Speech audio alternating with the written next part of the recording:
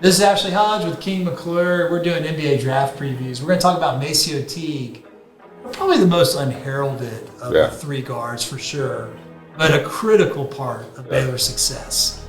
I mean, he's just that glue guy. You know, we talk about Mark Vitals being a glue guy, but MaCio is that guy you can rely on to get you 20 points when you need it. He's a great facilitator, plays good defense, doesn't make mistakes, doesn't turn the ball over. So let's look at the tape and see what we see here. This shows him, you know, coming off of a pick where he just gets a nice little quick pop for mid-range. Great backdoor cut. He did that really well. Yeah. He and Matt Meyer really improved in that area this year.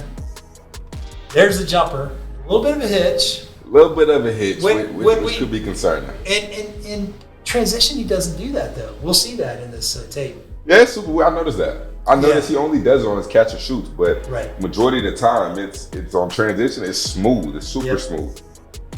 Nice, man. He's tough. He can rebound. That 6'11" wingspan, you're seeing that. Great steal by Meyer. And true. I mean, that's hard. That's a hard finish. Here it is, the transition three that we're talking about. Just catches it, squares up.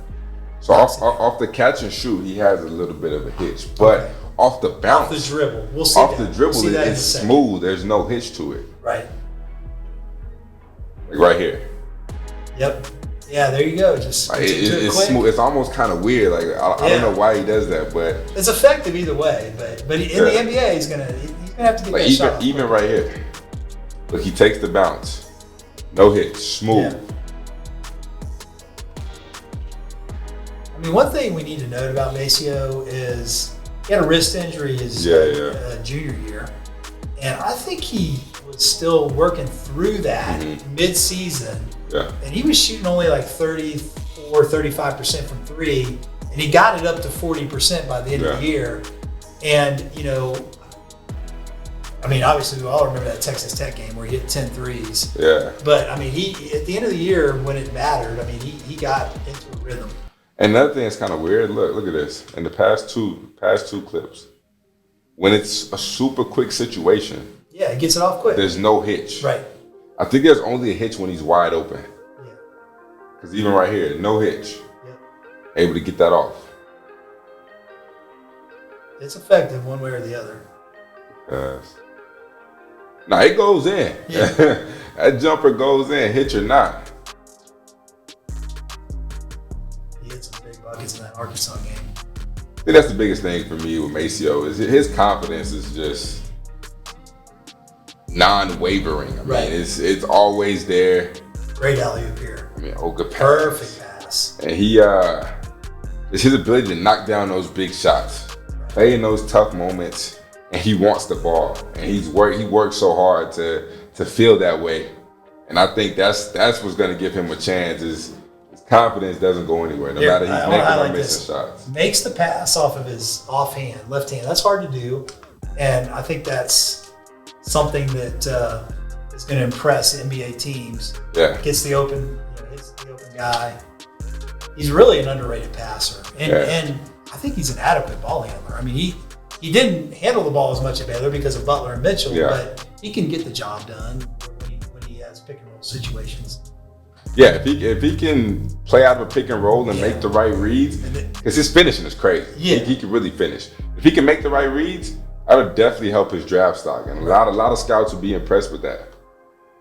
We'll see. He loves to go left. We saw that earlier, and I think there's another highlight where we'll see it again. Here he finishes with the left hand. His finishing is crazy. Yeah. He's very crafty around the rim. He can do it with either hand, too. Yeah. And one. Strength to get that shot up. Yep.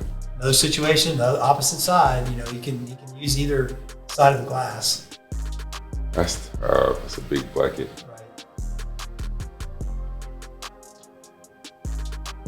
Jump hook in the arsenal? Yeah. Then it's a pass three plays. The quick between the legs stop right here. Able to see the defender's momentum go this way. I actually stole this from him. Able to see the defender's momentum go this way and be able to go between the legs super quick. Yeah. throw the defender off, get that angle. Nice. He's very crafty. I remember when he first came to Baylor, that's what you told me about him. You said he just scores in very unconventional ways, but he just gets it done. He gets the ball in the basket. That's the bottom line. I mean, in practice, honestly, he's harder to guard for me than Jared Butler. Right? He's hands down harder to guard than Jared because he's just so smart. His IQ as far as basketball weight and be able to get draw fouls and. Yeah, so I mean, this was MaCio's skill set on display.